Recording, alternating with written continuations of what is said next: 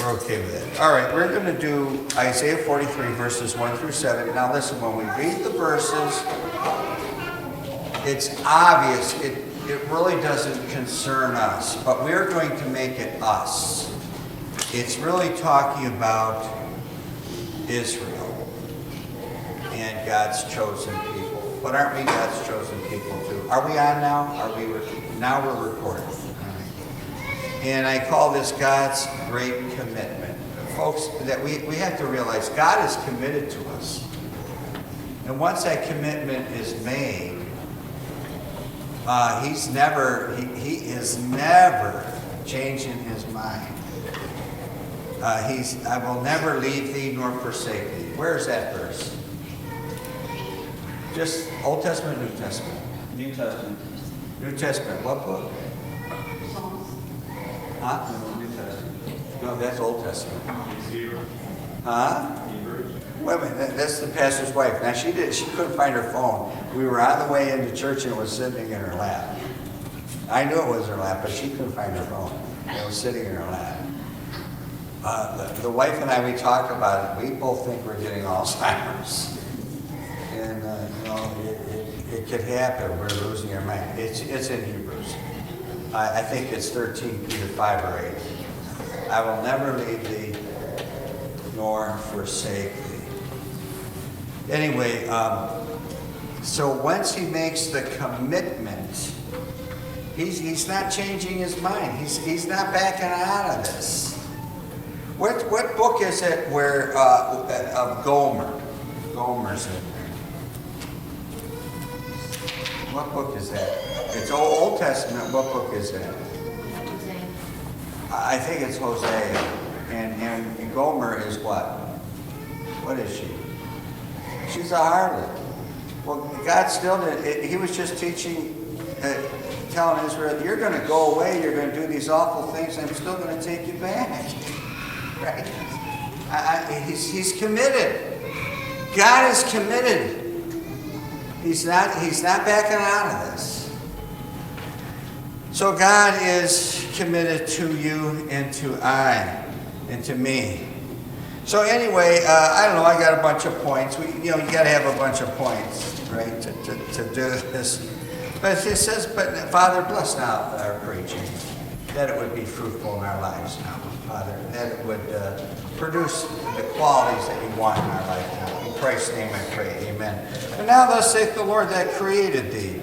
It begins with the creation, that God has molded you and made you, and I'm not talking about the church as a whole. Let's make this and narrow this down so far down that it's just this individual that he has created, the creation, that he has molded you and formed you.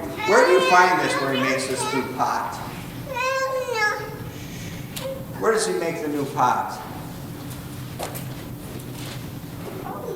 The potter's house. Where's that? What book? Isaiah.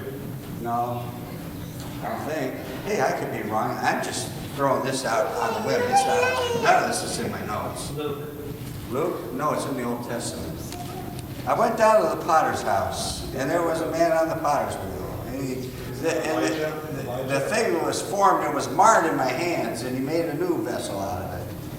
Isn't that Elijah or Elijah? I think it's Jeremiah.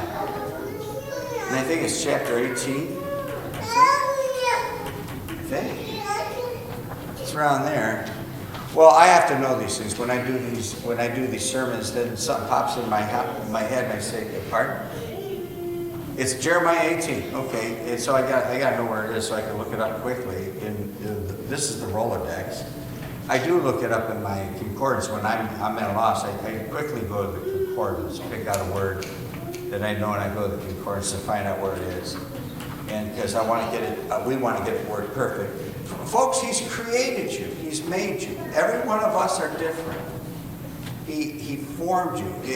When I see those kind of creations that sculptors, sculptuses and sculptors do, men and women both alike, and they can sculpt or form a face, I'm just amazed. I'm amazed at the skills that they have.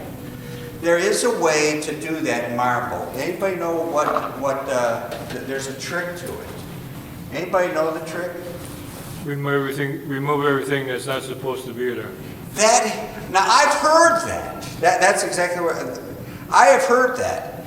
I have tried that. It doesn't work for me.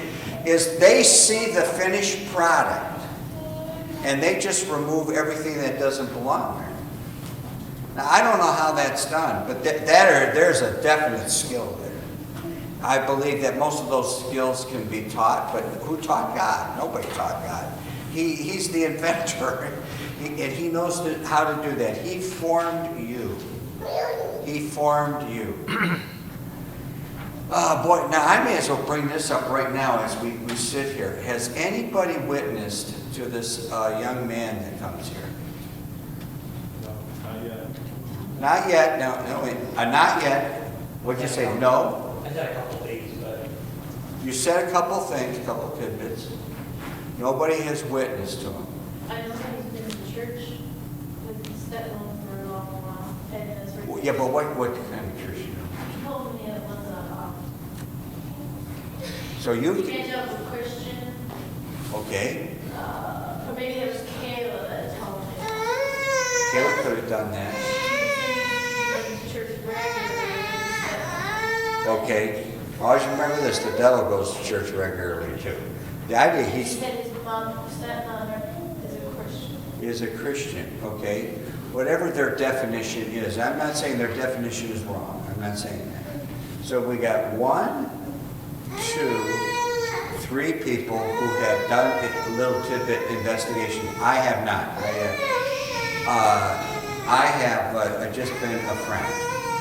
That's all I've been, is a friend. And I've had training over the years that said, well, you don't just spring them out like that. Don't do that. Don't do that. And those that say that, I've been with a pastor. He goes right up to the person and says, "Are you saved?" Right, first meeting before they even shake hands. Are you saved? And I think the guy just said, "Be patient, befriend them, work into this," and he goes right up to him and says, "Are you saved?" In class one time, what we were told not to do on Soul Way, this guy did everything that he told us not to do. He would do. It was one of my favorite classes. I liked the guy, and he did everything he said for us not to do. He would do. I could never quite figure it out. Easier said than done. But out of the mouth of babes, you're slunk down in your chair back there, aren't you? Yeah. You didn't break anything back there, did you? You, the tall guy. Did you? Did you break something? Luke, yeah, did you break something? no, No. Are you sure? yeah, You didn't break that cabinet, did you? no, No, now I might get angry about that one. You didn't break the cabinet, did you? But see, out of the mouth of it, I think right now, I don't know, is Luke zoned? Does he zone sometimes? He answered you every time. Oh, he did? Well, I'm very hard of hearing. But he slunk down his chair. See, out of the mouth of babes, sometimes it'd be better if right out of the blue, boss, that he says it in the car. And he might just blurt it out and just ask the point blank question. And then it starts, and it comes from him. And it's not so intimidating or whatever. And sometimes people need to be intimidated. The idea here is God, the Lord, created you. He made you. And He made you into the vessel that He wants you to be. And He's working on this vessel to create this vessel as a Christian now into a better vessel. He's done the creating. Now we know it applies to Israel here, but He's done the creating. Created thee, O Jacob, and He that formed thee, O Israel, fear not. He says, for I have redeemed thee. So there's a redemption here because if a fallen nature, there was a cost on the Lord's heart. I have redeemed thee. So this cost that He invested in this, He invested everything he has into this. His own son, his own life, every drop of blood. He's got this plan that he's made. We have what in our yard we call the secret garden. I told the wife, and by the way, it's going to burn anyway. It's all, the whole world's going to get burned up. Everything's going to get burned up. He's going to create a new heaven and earth. It's all going to be knocked down. Everything I've done. I don't mean spiritually, but carnally. There's a little patio around the corner. I was going to drive by there and show the wife. That somebody has a vision where you can sit down at a table, there's these plants, and you can kind of sit in your own little garden. Well, we have what's called the secret garden. It's nothing more, when there was a pond there, it was nothing more than a mosquito haven. And man, you could really, if you want to do some swatting hand, it was the friendliest place on our property. The friendliest place. You sit there and you're just waving at everybody. You're waving at everybody, swatting the mosquitoes. So I drew her this sketch of what I want to do down there. I want to make this grass lane heading towards the greenhouse this way, and a grass lane on the other side heading towards this pavilion where she cuts her flowers, does her flowers, and the flowers are just for us, not for everybody to see. And on the edges, it's gonna. What's the flower that's on the edge? I wrote it down on the schematic. What did I write down? Do you know the flower I wrote down? I wrote the words down. You didn't read it? We used to walk down what lane? Primrose Lane. I want to line it with primrose. Anybody know what primrose is? Not too many people know. We used to have primrose. They smelled it? Really? Well, we had what we called Primrose Lane. Whoever lived there before we did, they had a whole lane of primrose.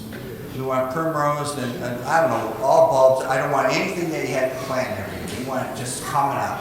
And then this, that, and the other. Then the fences, and we wanted all brick lined on both sides to keep the weeds out. Man, we want to be weedless. And that's the way we want it. But there's a cost involved in doing this. In the redeeming of the sin, there's a cost to doing this. I mean, it's not. There's a big effort and a big cost to doing this. And God has put this effort in to the person that He is committed to. He is committed. God's great commitment. The cost. And part of that cost was the crucifixion, the crucified. The creation, the cost, and the crucified. I have redeemed thee.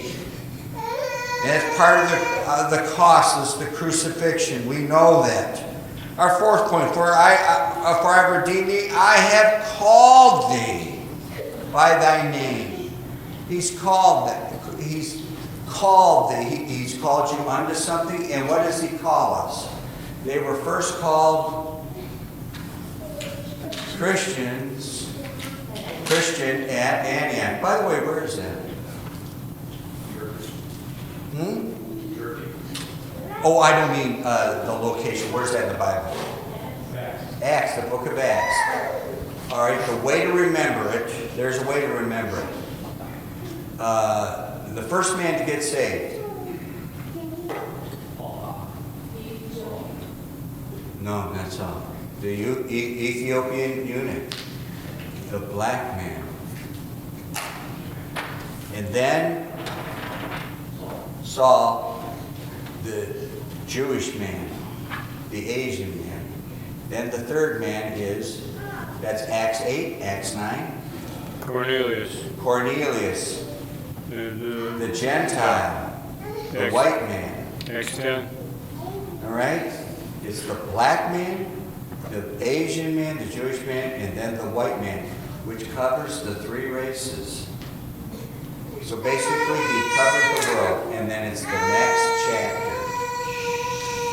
It's the next chapter after that. He saves I saved the world, and now I call them Christian. So that's Acts 8, Acts 9, Acts 10. I'm pretty sure it's Acts 11. Probably about verse 24 or something like that. Acts 11. The call. He's called us Christian. And He's called us to something. Called us to do something for Him. And basically, the call is not for a secret garden. That's not the call, folks. The call is to serve Him. To serve Him. I have called thee by thy name. Thou art mine. There is the claim. He has placed a claim on you. Thou art mine. It's I don't know how that works in old prospectors' days. You know, they're always looking for gold. They looked for gold, and what else did they look for? They look for gold, they look for silver, and then they trade their pick and axe and shovel for what? Nope. Well, that would have been one. Oil. Well, what does the prospector finally trade all that in? He still has a burrow and he's got his donkey. Huh? No, he trades it in for a Geiger counter. He trades it in for a Geiger counter down there in Utah and Arizona. What's he looking for? Water. Nope. A Geiger counter. It goes beep, beep, beep, beep. He's looking for uranium. Uranium what? Uranium, I think it's 235. And then they bombard it and turn it into 238. I think they're looking for uranium because that's valuable. And so by the 1920s or so, they're looking for uranium instead of gold. The claim, he's got a claim on you and I, like a redemption ticket. He's not going to give up this claim. You belong to Him. What is the verse about belonging to Him? Is there a better verse? There's a major verse. I have loved thee with an everlasting love. We know that, Jeremiah 3:3. I call upon you. I love thee. I can't think, but we belong to Him. We are His property. I thought that shaving bowl was my property, but it ain't my property anymore. It's somebody else. Somebody stole that thing. We're the sheep of His pasture. We're the sheep of His pasture. That's not the first I'm thinking, but that's good. That's a good verse. Oh, I'm not denying that. You belong to me. You belong to me. He has staked the claim. Isn't that reassuring to you? He's not going to give up his claim. It's like a marriage. Here's the marriage certificate. He's not. Oh, and I know people don't like the word. You know, it's been on the news. Not lately. I've seen it on the news about 3 or 4 years ago. He's not reneging. He's not reneging. Where does it? In what kind of game do people renege at? In cards. They renege in cards. They play Trump before it's time. Yeah, they're cheating. Yeah. They're cheating. He's not going to go back on his word. He's not reneging. He's not going back. The claim has been made. We are stamped that we belong to Him. He's made a claim. We are His, and He is mine. That's a verse, right? We are His, and He is mine. We belong to Him. The claim has been made. Verse 2, when thou passest through the waters, I will be with thee. And through the rivers, they shall not overflow thee. When thou walkest through the fire, thou shalt not be burned, neither shall the flame kindle upon thee. So he's telling us that down the road, you and I are going to pass through, and I have to stick with the C words for tonight. We're going to, what do they call that kind of a furnace? What is that furnace called? What's a furnace called? You're heating up iron already. They heat it up in a what? Anybody know? No engineers here? Man, I'll tell you, those old timers, they knew their business. They could figure things out just by the color of the That's the engineer right over there. It is the crucible.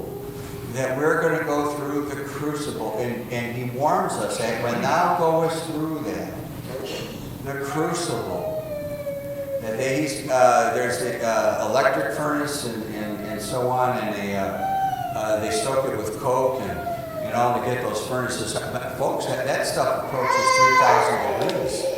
It's molten earth. Molten earth. How hot is the sun, by the way? And we're talking 3,000 degrees. How hot is the sun? Anybody know? What they can get, I don't know how those scientists know. 20,000 degrees. That's smoking hot. The crucible. That you and I are going through the crucible. Do you feel like you're going through the crucible right now? That's hot. That the trials and tribulations of your life just seem to overwhelm you. The crucible. Well, when he takes us through the crucible, this fire, it says that through the rivers, it will not overflow. They walk us through the fire, thou shalt not be burned, and pass it through the waters. What happens is there's the cleansing. There's cleansing that takes place, and he burns, and you already know all this stuff, don't you? Right? He burns the dross off. He burns the dross off. He's got a big job to do in burning that off, and it takes time. And some people need a whole lot more dross to come off than other people, but it's got to come out of you. The easiest way to avoid that is get the sin out and let him have the dross to get it off of there. And the sooner that takes place, the less you have to go through the crucible, right? He's burning that out of your life. The desires to burn those impurities out of it. When when you burn coal in let's say in your fireplace or in your stove, which our culture doesn't do, we don't do that anymore. What's the leftover called? Anybody know what it's called? Man, you got to have a father that grew up amongst people that grew up in 1870. Clinkers. It's called. Did you say slag? Did you say slag? Yeah, that comes to the top. That slag comes off. They crush it. It's molten stone. It gives off a sulfur smell. They put it in a crusher and smack. They do the smackdown, and they have to crush that up into. They make 5 inches, 6 inches, 5 inches, 4 inches. When they build a house, they first put in those 4 or 5 inches in there. You get the big bulldozers in there. Finally, they get the smaller stuff. We would order, we want gravel out here. And not just small little gravel, not pea gravel, we'd order gravel. Sometimes they would come out here and drop, and they would come and bring slag. And on a hot day like this, and you're working up there, the BO from that, it almost gag you working up there. The odor that coming off of the driveway, because it smells like sulfur. And so you have to be specific. When you order those 57s, you want it not to be slag, you want it to be limestone. That doesn't smell. You order limestone, not slag. But sometimes they bring out slag. I don't know if it's cheaper. I don't know how. Maybe somebody ordered it wrong. I was just a kid. I didn't order it. But man, sometimes they would dump slag out. But you go through the crucible. But it is to get the slag out, to get the clinkers out, get it out of your life. And in that furnace, there's different heights. It's almost like a still, a still in an oil refinery. That's called what's that called? And I think that's just a still, like making moonshine. It's a still. It's called a cracking plant. You put that crude in there and at different temperatures, the stuff comes off at different temperatures. You have fuel oil, diesel oil, gasoline. It comes off at different temperatures, and there's these byproducts. Hey, these guys haven't figured out. Tar in the bottom. So you go through the crucible for the cleansing, to get this nasty stuff out of your life. Verse 2 again. he says, neither shall the flame kindle upon you. After he says this, you're gonna walk through the fire, you won't be burned. The flame, it will not kindle upon you. The waters will not overflow thee. In other words, you're going to make it through because there's no temptation taking you, which is too great, right? But God will make a way of escape. God makes a way of escape. So the idea here is that we can walk, when we go through all this, with the confidence that we're going to make it to the other side and we will not be fully consumed. I think the other day, did I say in here how they make a metal shot abrasive? And you spray it and rain falls in round balls, not as water droplets as you and I picture water droplets in a cartoon. It falls as a round ball, and it drops into this this metal shot drops into a vat. Oh, I can't think of the name of the company because the guy that worked there for a long time was telling me about it. And it comes off of different size, little like BBs. And they screen it out to get different size shots. They screen it out in different screens to get the shots separated. Well, one day a guy went up there, it's railed off.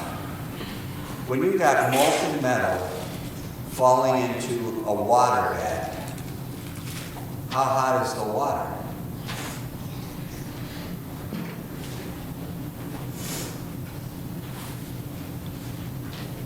Hot. Steam.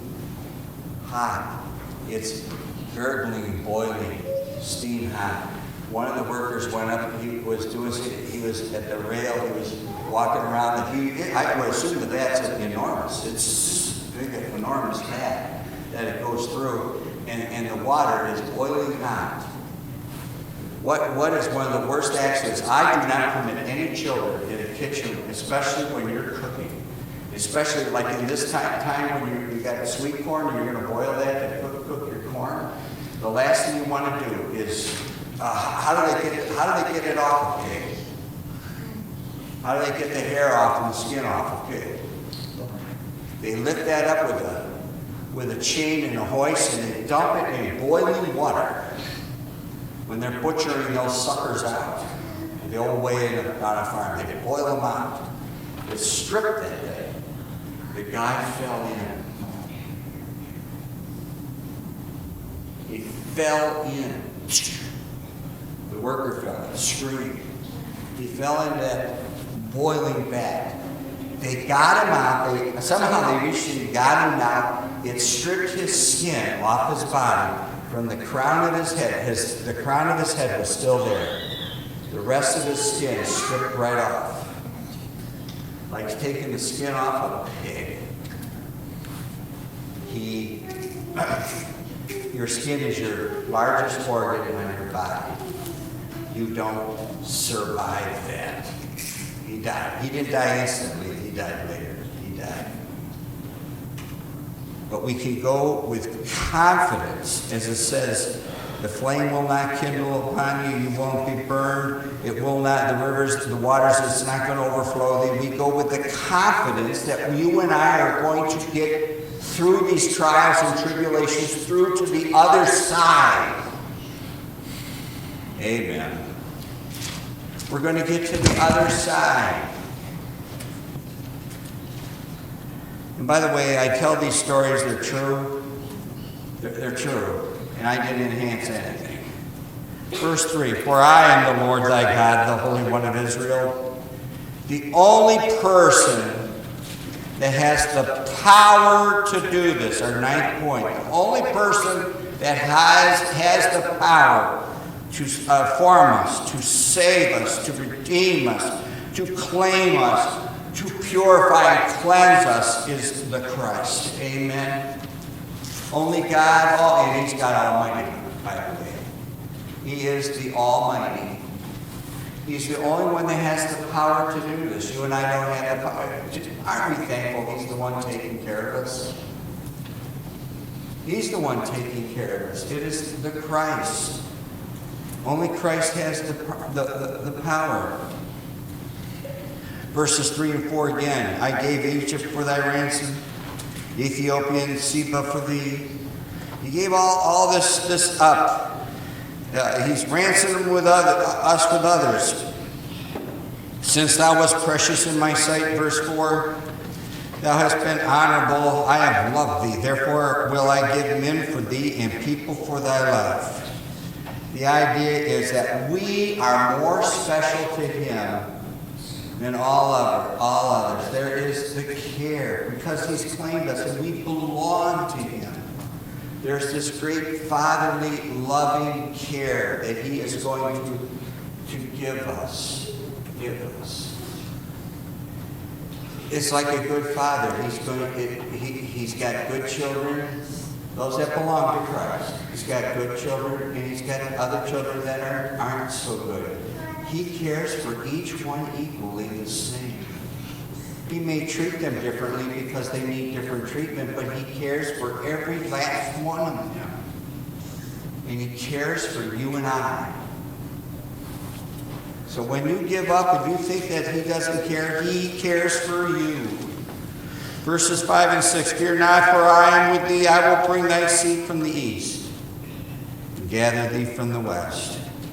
I will say to the north, give up, and to the south, keep not back. Bring my sons from far, my daughters from the ends of the earth. And so wherever they may be, in the four corners, it's the corners of the world, God is going to gather every one of his children, wherever they may be. He will search high and low for them, wherever they are, and he will find every last piece. So we're missing this dish, and I can't find it. I said, we're probably going to go home and just take a look here and there, and there it is, and we didn't see it. God doesn't overlook anything. He's going to find, you know, I told you, I went down to that Lover's Lane, I found a $10 bill out there. I don't know how many $10 bills you need laying around, but I try not to. God's going to find every one. The corners of the field, the corners of this earth, he's going to find every last piece that he has claimed and that belongs to him. Amen. The corners. And then, is it last of all? Verse 7. And we have a paragraph marking verse 8. Even every one that is called by my name, for I have created him for my glory. I have formed him. Yea, I have made him. And in the end, that is the character.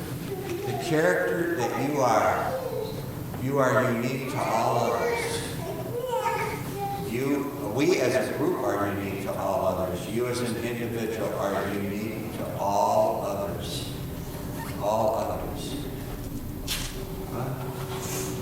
The character. You'll either be a character or, what do I say? Or have character. He's formed you and created you to have character. Remember that. We belong to him. What a privilege. So let's walk in this life like it's a fact. He's claimed us. And let's have the character of Christ. The character of Christ that he's created in us. We are to be created to be like him. We shall be like him. Why? Because we shall see him as he is. So let's go out and act like him. Shake hands before the